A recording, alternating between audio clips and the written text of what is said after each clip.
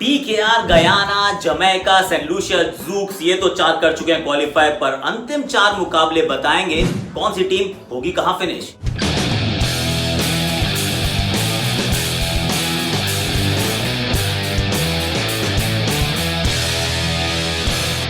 Fun 88 presents खेल CPL में आप सभी का स्वागत है। और आखिरी हफ्ता बचा है, मतलब लीग गेम्स जो अब वो मुश्किल से कुछ गिने चुने 4 ही बचे हैं और टॉप 4 टीम्स ऑलरेडी पता चल चुकी हैं। जो टीम क्वालिफाई नहीं करने वाली हैं वो भी पता चल गया है। Barbados Tridents the defending champions are actually at 5 currently, और पेट्रियट्स जो हैं saint Kitts and Nevis Patriots they are at 6। I mean both teams have performed fairly poorly.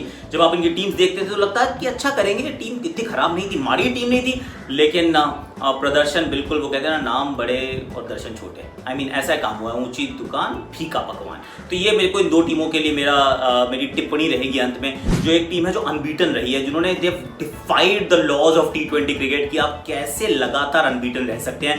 That's the TKR Trinbago Knight Riders. Narine, Pollard, Bravo की ये team एकदम top class काम कर रही है। सेंट लूसिया ज़ूक्स थोड़ा सा पीछे खिसकी जरूर है, 3 पर है, लेकिन वो वापस 2 पे आ सकते हैं because they have games in hand. Guyana के गेम्स समाप्त हो चुके हैं। जमैका तलावाज मतलब लड़ते झगड़ते अंत में वहां तक पहुंच गए जहां उनको पहुंचना चाहिए था। मैं अगले 4 मैचेस का करने वाला हूं प्रीव्यू। तो पहला मैच शुरू करते हैं Trinbago Knight Riders versus the Saint Lucia Zouks. See Trinbago की सेहत पे कोई फर्क नहीं पड़ता, they are right at the top.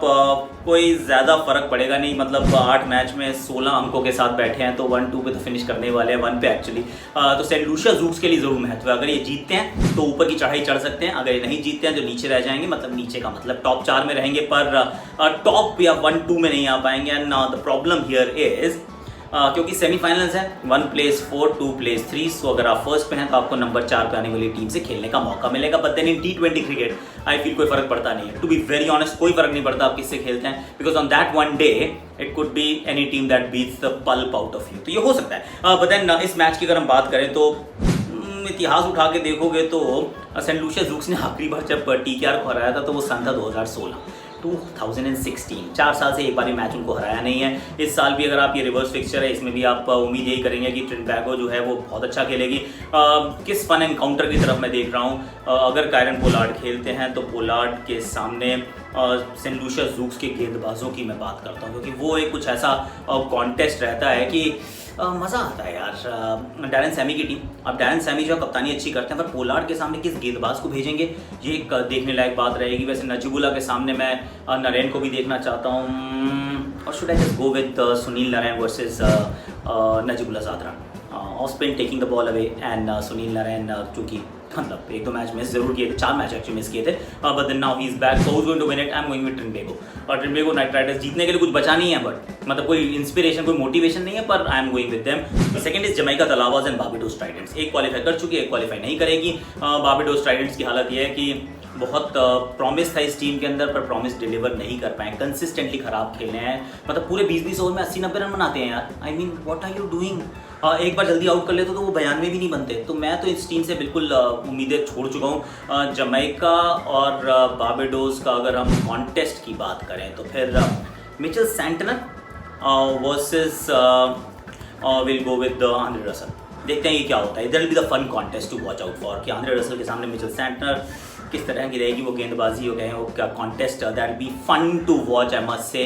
कौन जीतेगा, I am going with Jamaica Tallawahs once again, क्योंकि जीत के ये तो थोड़ा सा ऊपर जाने का चांस है ना, वरना 4 पे अटके रहेंगे, अभी 4 पर हैं। Let's move on to the third game, Saint Kitts Nevis and Patriots versus Trinbago Knight Riders.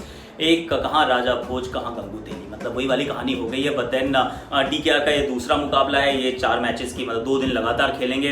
Will they rest someone, rest करने का क्या फायदा, क्योंकि अभी इसके पास इमीडिएटली आपको सेमीफाइनल खेलना है, you want to maintain that form. और दूसरी टीम जो है वो कोशिश कर रही है किस तरीके से अपनी लाज बचा पाओ, क्योंकि अभी तक जो मुकाबले रहे वो इतने एक तरफा रहे हैं कि you got nothing to offer. हालांकि टीम अच्छी है, मतलब लुइस भी हैं वहाँ पे, लेन भी हैं वहाँ पर, डंक भी हैं, टीम में तो कोई कमी नहीं है यार।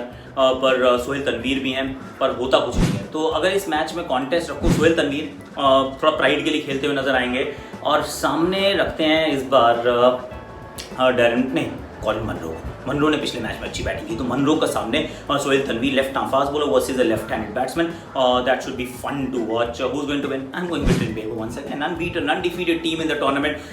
तो ये that will be my prediction. Last game is Saint Lucia Zouks versus Jamaica Thalaivas.